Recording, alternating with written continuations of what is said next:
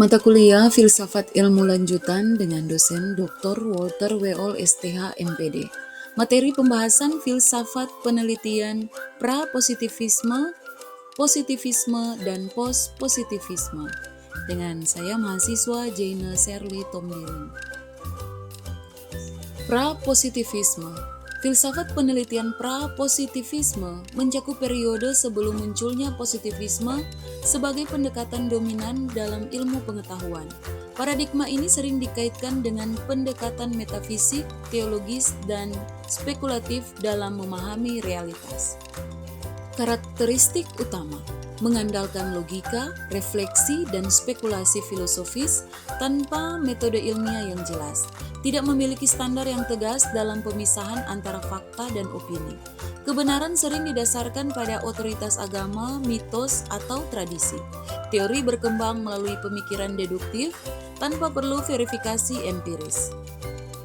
Contohnya, pemikiran Aristoteles tentang alam semesta yang berpusat pada bumi sebelum dikoreksi oleh ilmu astronomi modern. Kepercayaan abad pertengahan bahwa penyakit disebabkan oleh ketidakseimbangan cairan tubuh sebelum berkembangnya ilmu kedokteran berbasis empiris. Positivisme. Positivisme berkembang sebagai reaksi terhadap spekulasi pra-positivisme dan menekankan pendekatan ilmiah dalam memperoleh pengetahuan. Diperkenalkan oleh Auguste Comte.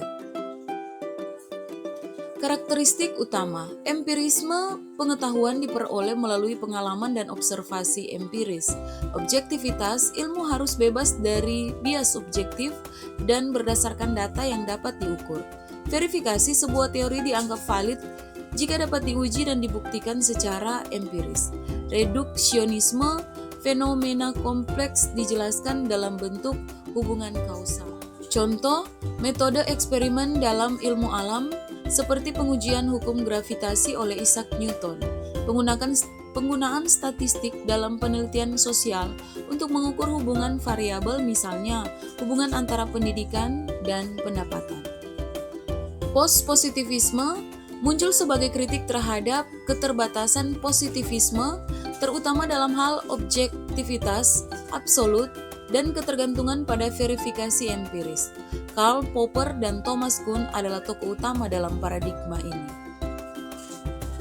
Karakteristik utama falsifikasi. Karl Popper menekankan bahwa teori ilmiah tidak bisa pernah diverifikasi sepenuhnya, tetapi bisa diuji dan dibantah atau falsifikasi.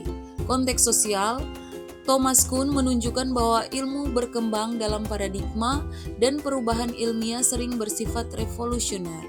Pendekatan kritis, post-positivisme mengakui adanya bias subjektivitas dalam penelitian meskipun tetap berusaha menjaga objektivitas relatif. Contoh, studi tentang perubahan iklim yang tidak hanya mengandalkan data statistik positivisme, tetapi juga mempertimbangkan persepsi masyarakat tentang perubahan tersebut. Penelitian dalam ilmu sosial yang menggabungkan wawancara mendalam kualitatif dan survei statistik kuantitatif untuk mengandalkan manusia. Kesimpulan, pra-positivisme bersifat spekulatif dan tidak berbasis metode ilmiah. Positivisme menekankan metode ilmiah yang objektif dan empiris.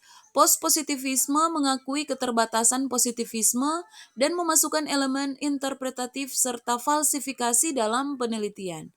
Pendekatan post-positivisme lebih fleksibel dan memahami fenomena sosial, sementara positivisme lebih cocok untuk penelitian eksperimental berbasis data kuantitatif.